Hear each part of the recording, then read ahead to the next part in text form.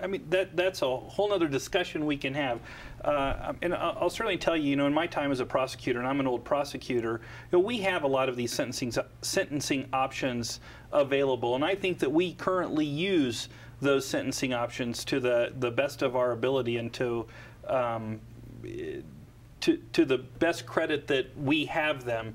Perhaps it would be better if we had more robust programs this way, to have more options to be able to put more people into those programs, but we do have them and we do use them. I mean, I certainly agree with you when you say we need to give judges more flexibility.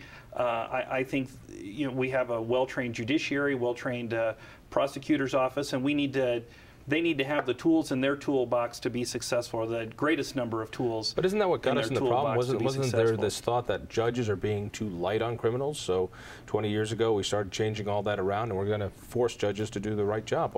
What keeps us from falling back into that problem? Well, what I always like to tell folks when they talk about liberal judges and problems like that, we have a remedy, and that remedy is we vote to retain judges in every election cycle. That system doesn't work, and we'll find out this fall when 4 Supreme Court justices are up at the same time. But my prediction is they'll all be retained because this retention system really hasn't put judges in their place. I can't think of any number of judges that have been pulled. And you're right, that's a different discussion. And you're right that mandatory minimums and certain mandates from the legislature to the judicial justice or the criminal justice system and our judges have swelled our prison populations.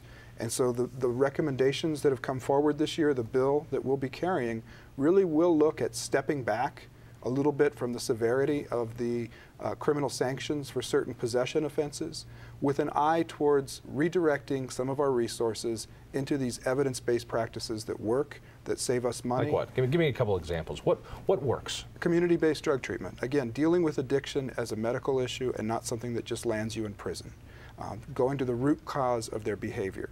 The fact that there is a chemical dependency, these folks are addicted, they need drug treatment. A prison is really not the appropriate place to deliver that. They just meet other criminals and actually continue using and continue their addiction. How can they use drugs in prison? How does that? You'd be surprised. Would I really? Party on cell block C. That's right. I mean, I think you would be surprised by that. But also, these guys typically don't serve long prison sentences, at least early on. And I think what I saw as my time as a prosecutor was that, it would start off with the felony drug sentence or the possession-related sentence. They might serve some time or not on that particular felony. But typically what happens is these people become more and more and more desperate, and then they graduate to other crimes in order to be able to serve that addiction. And that's really, I think, where we end up having the problem. It's the guy that creates armed robbery or commits armed robbery or a burglary in order to serve that addiction. And I think if you can take care of that addiction early on and get that person on the road to recovery, then you not only save time in these... You guys are sounding pretty damn humanistic to me. I'm feeling uncomfortable here. I want to punish people. Tell me we can punish them better with less money. That's all I want to hear. We can take care of that. Or am I being too mean? Well, and I'll tell you that, I mean, that's not my... I don't feel that that's my mandate for my constituents to just punish people. My mandate for my constituents is to provide the best public safety I can as a legislature and to craft policy that provides the best public safety that I can. I think that's what my job is. That's what I've been charged to do in the legislature, and I think that this is the way we get the best bang for our public safety dollar. I agree. It's not about punishment, it's about public safety. Taking these people off the street doesn't make the public any more safe, because there's another drug dealer waiting to take over their street corner and continue to serve the market. And until you deal with that demand, the addiction, and the fact that there is a market for illegal drugs, there's always going to be someone there. Do you really think government can take care of the problem of addiction? Do you think that government programs are going to work this way? I hope we can make a big dent in it. All right, that's not as certain as I'd like. I can tell you, John, I can remember sentencing a few people to prison and then suspending the sentence and giving them day-for-day credit if they served in a drug rehabilitation center or something like that. And so if they're, the idea is you get a year in prison, but if you do that year in the Salvation Army's drug treatment program and are successful, you never have to serve the year in prison. And I can tell you that was a very successful program. recidivism rate is fairly low coming out of that. I don't have the statistical data with me, but I know that it was fairly low coming out of that. The problem is not near enough bed spaces, especially for women offenders.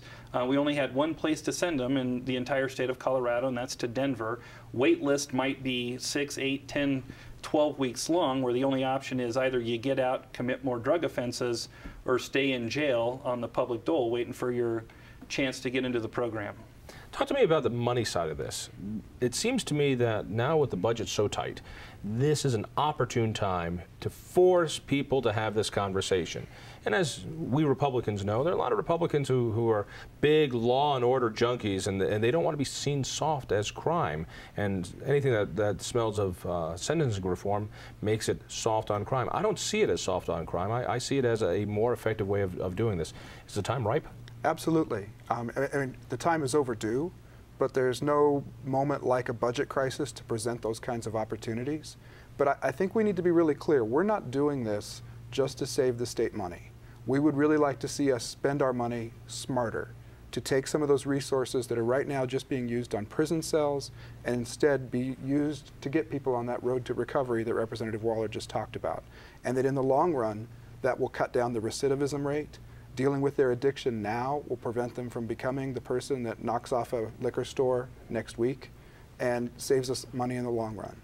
Talk to me a little bit about this Colorado Criminal Justice, the Commission on Criminal and Juvenile Justice, CCJJ. All right, so this is where the 35 of you get together and you come up with some of these suggestions. Surprisingly, or maybe not so surprisingly, you guys have found a lot of common ground, and a lot of these recommendations, even our Attorney General, Jon Caldara, good guy, very tough on crime. He says, yeah, these make sense as well. Give me a couple of the high points. What is it we're looking at? Well, and let me explain the process quickly for the CCJJ. This is, again, it's about 32 members, something like that, from the entire spectrum in the criminal defense community. I mean, we have some, again, DAs, we have the Attorney General, we have defense attorneys, we have representatives from the sheriff and municipal police departments. So it just runs the entire spectrum. And what this commission does is recommends legislative proposals to the legislature. This commission obviously can't pass laws on their own, but they make a recommendation, the commission makes a recommendation to the legislature. And in order for a recommendation to come out of the commission, it has to come out with 75% support. So this isn't just a plurality. It's not a 50% plus one sort of mechanism here. It has to be 75%. So this gets pretty broad support before a recommendation comes out of the commission.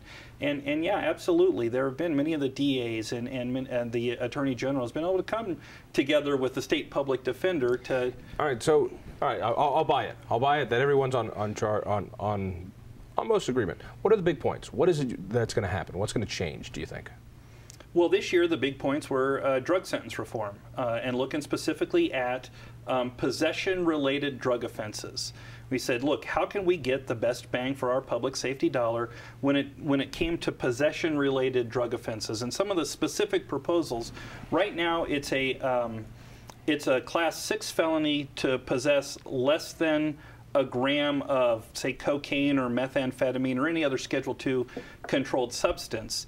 One of the proposals is to bump that gram or less, up to 4 grams or less than 4 grams to be that same Class 6 felony.